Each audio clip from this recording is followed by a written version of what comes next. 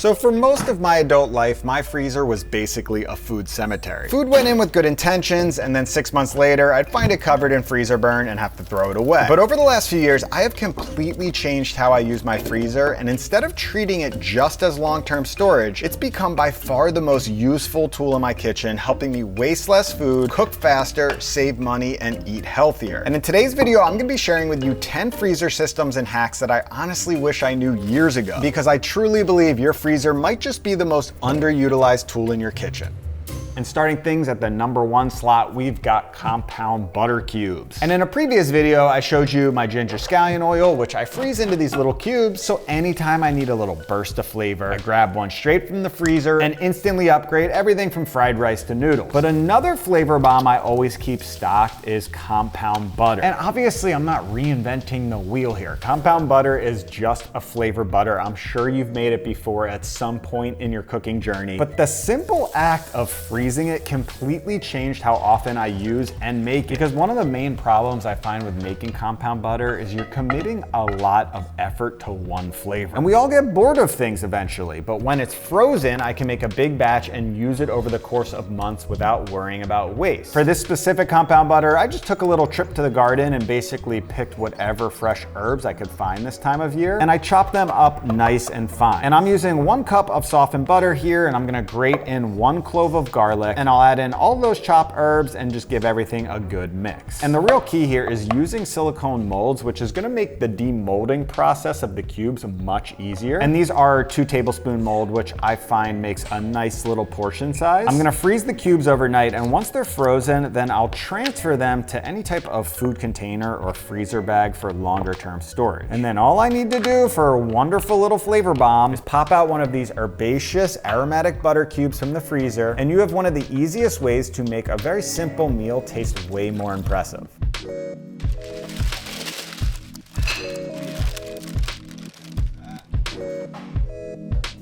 Now coming in at the #2 spot on this list are green smoothie cubes. And if you watched my breakfast cube video, I showed you my chocolate banana smoothie cube. All you have to do is add milk and blend, and you have an instant snack or breakfast. My kids absolutely love these because they taste a little bit like a treat, but they're actually pretty healthy and fairly filling. But another instant smoothie cube that sort of satisfies a different necessity in my meal prep are these green smoothie cubes, which by the way are a fantastic option for using up any greens if they're about to go bad. You can use spinach, kale, chard, or really whatever greens you have on hand. My spinach in the garden was actually starting to bolt, so I had to pick a bunch of that, and I had plenty of kale growing, so those became the base of this green cube. And from there, it's really up to you to pick your flavor profile. I'm going in the tropical direction with some mango, kiwi, and a little ginger. So I'll slice up the mango and the kiwi, and I'll give a rough peel to the ginger, and I'll toss all of that into the blender. Then I'm gonna pack in all of my washed greens and blend them until they are completely smooth. Since greens can be a bit fibrous, I like to blend them really well so the finished smoothie cube has a nice silky texture. And I find that these half-cup cube molds make the perfect single serving portion. So all you have to do is pop out 1 cube per person, making ratios super easy when you're making multiple smoothies at once. So now whenever I want a quick snack or a healthy breakfast, I drop a cube or 2 in the blender. And I do like adding a fresh banana for some extra sweetness and creaminess. And then I'll pour in my milk of choice. This right here is some homemade almond milk, and then all I have to do is blend until smooth.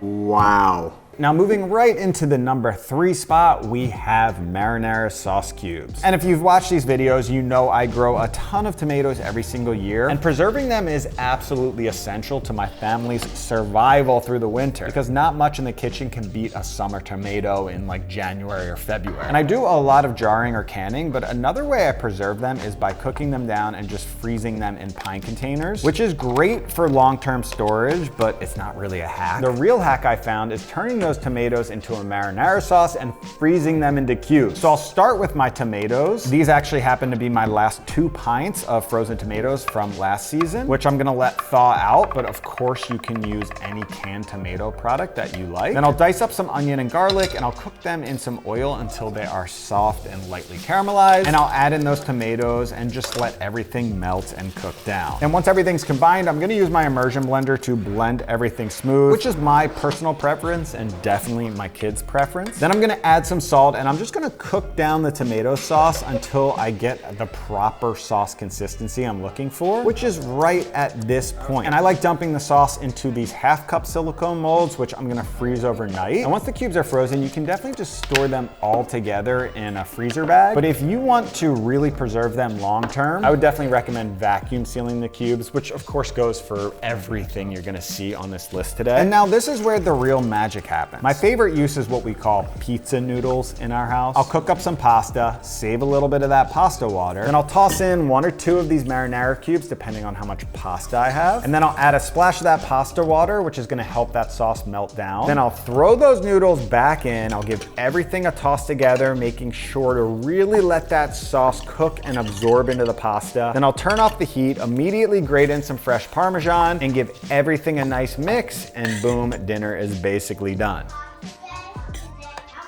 Yeah.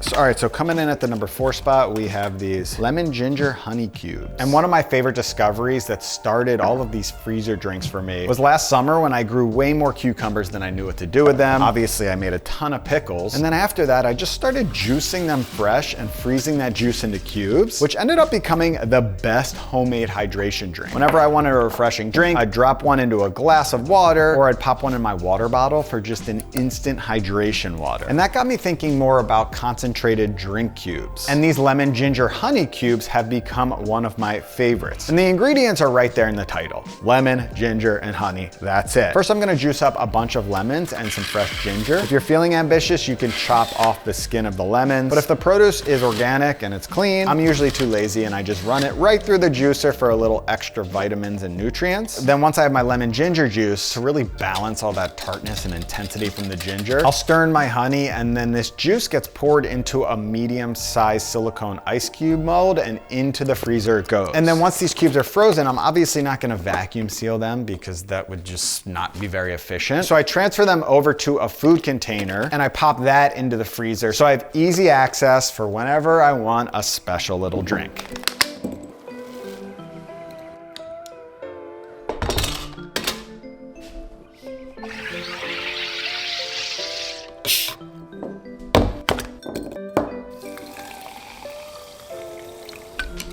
Here we go.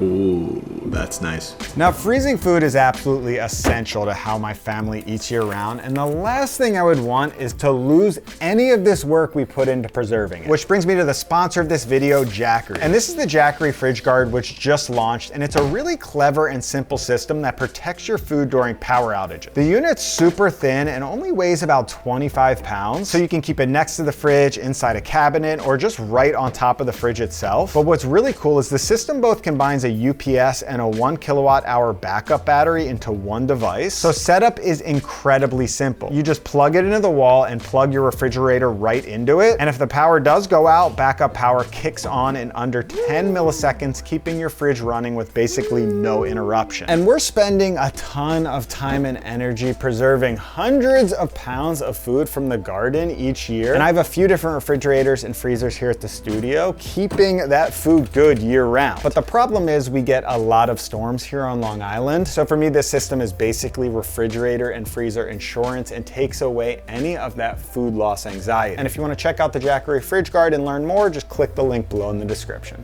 All right, so moving right into the number 5 spot, we have scrap stock. And this one's a classic freezer hack, but it's just so effective that I couldn't leave it off the list. And the system is very simple. I keep a dedicated container in my freezer specifically for stock scraps. I personally love this 2-quart Cambro container because it can fit a good amount of scraps to make a full stock, but it can also still easily fit my freezer. And whenever I'm prepping food throughout the week, a lot of the scraps are gonna head straight to the compost bin, but the scraps that would make a good stock, like onion skins, carrot peels, celery ends, herb stems, mushroom trimmings, meat bones, or whatever it is, those go straight into the stock container instead. And then after each time I cook, I just toss that back in the freezer. So over the course of a few weeks, it slowly slowly gonna fill up with these ingredients that would otherwise be thrown away or composted. Then once I've collected enough scraps, everything goes into a stock pot. I cover it with water, simmer it for a few hours, strain it off, add a little salt, and that's it. You've just turned your food waste into a flavorful homemade stock. And then of course, if you want, you could reduce that down and make scrap stock cubes. That's gonna be a great option for just some convenient flavor to pull out of the freezer and use to flavor up any of your meals.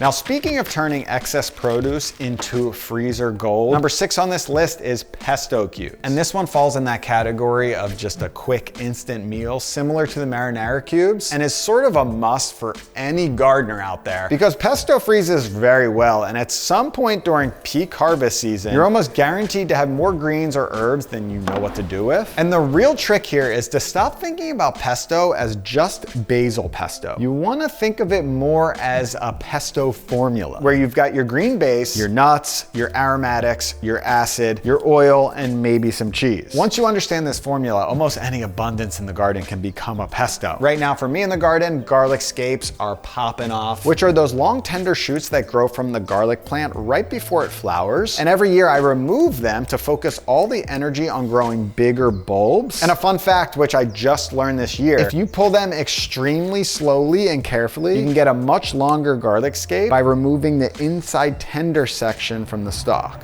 Oh my God. I've been missing the most tender, delicious part of the garlic scape this entire time. That's crazy. Now to bulk things up, I'm also adding some kale and spinach from the garden, and everything gets washed, and I do prefer to blanch all of these ingredients, which is gonna soften the greens, it's gonna help preserve their color and make for a much smoother pesto. And I'm using pistachios as my nut of choice, which I'm also gonna blanch briefly as well. Then everything gets thrown in some cold water. I'll squeeze it dry and I'll add it to my food processor. I'll squeeze in a few lemons for my acidity. I'll add some salt and pepper. And since garlic scapes already bring plenty of garlicky flavor, there's no need for any extra garlic in this pesto. Then I'll blend everything together while slowly streaming in olive oil until it's smooth and creamy. And from there, it's into the silicone molds and off to the freezer. And just like the marinara cubes, I do prefer to vacuum seal these pesto cubes so I can have that amazing freshness throughout the entire winter.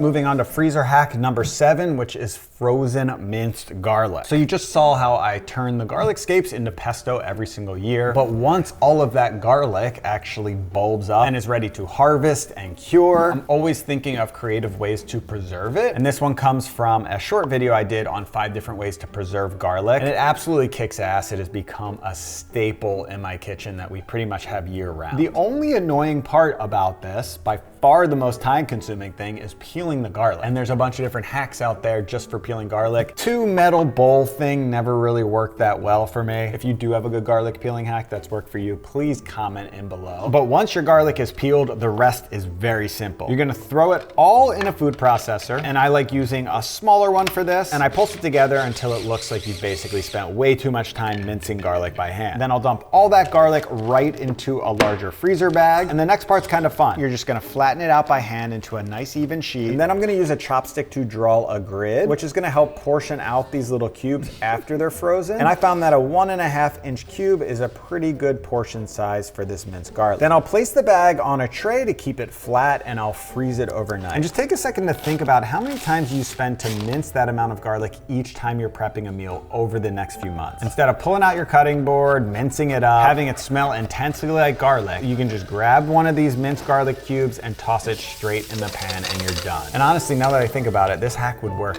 really well for ginger garlic paste as well if you do a lot of Indian cooking, which I certainly do.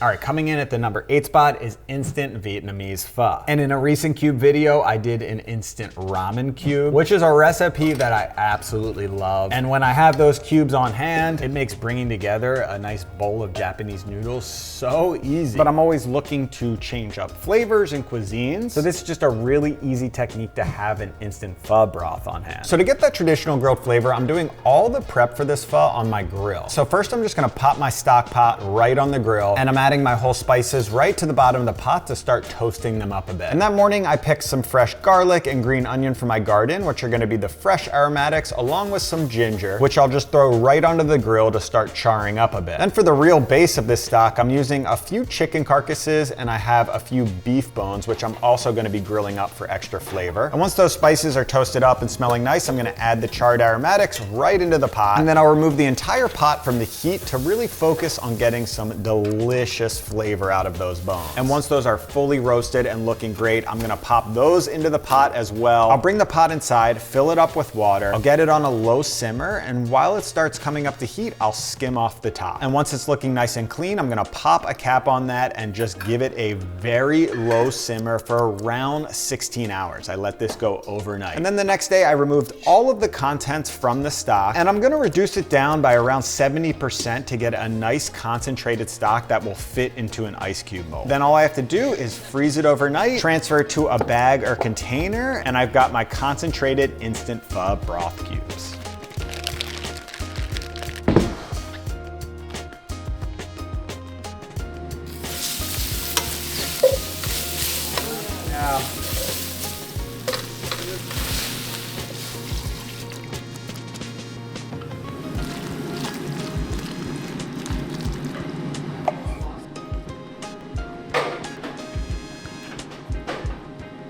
All right, so moving on to number 9, which is a little less of a hack and more of a preservation strategy, I would say, which are vegetables that belong in the freezer. Because a huge part of gardening for me is figuring out how to capture all of that abundance and enjoy it during the colder months. And while I do a lot of different fermenting and canning techniques, over the last few years, we've just put a much bigger focus on freezing a lot of produce because it's not only the easiest preservation technique, but we learned that some foods frozen are just a better option than fermented or canned. Take spinach, for example, one of my favorite crops to grow, and obviously I'm not gonna ferment it or can it, so it's getting frozen. And whenever I'm freezing vegetables, I'm always gonna blanch them first to preserve their color, texture, and flavor during storage. I'll squeeze out all the excess moisture, I'll portion them into bags, and I'll vacuum seal them. And speaking of vacuum sealing, this is probably a good time to mention my upgrade to a chamber vacuum sealer. I used one of those little handheld ones for a while, and those work fine, but you don't always get the best seal. And this chamber vacuum sealer was definitely a big investment, but it's one of those tools we use almost every day now. The quality of this seal is just dramatically better, which means less freezer burn and a much longer storage life. So that investment for me, as someone who preserves a lot of food in the freezer, has felt like it's paid off big time. And mushrooms are another great example of something that I'm not gonna ferment or can. From my last video, you probably saw just how many mushrooms I've been growing recently. So I cooked a big batch down in butter until a lot of the moisture evaporated. I blended everything together until I got a nice mushroom paste, and I froze that into cubes. And now I've got these incredible mushroom flavor bombs sitting in my freezer. So the other night I threw in one of those frozen garlic cubes from the last hack, added in some green onions, popped a couple mushroom cubes out. I even threw in a stock cube, and I had a delicious mushroom-based pasta.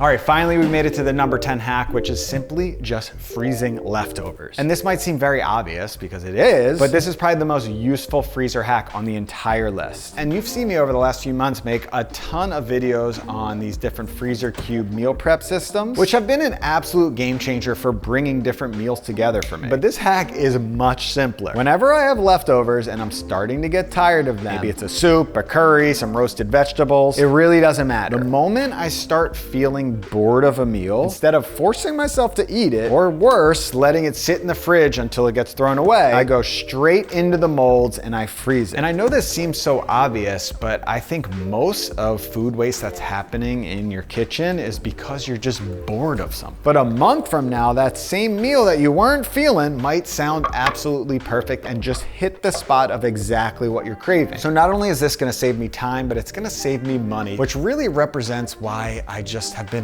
loving the freezer so much and treating it much less as just a basic food storage system and more as a tool of endless possibilities.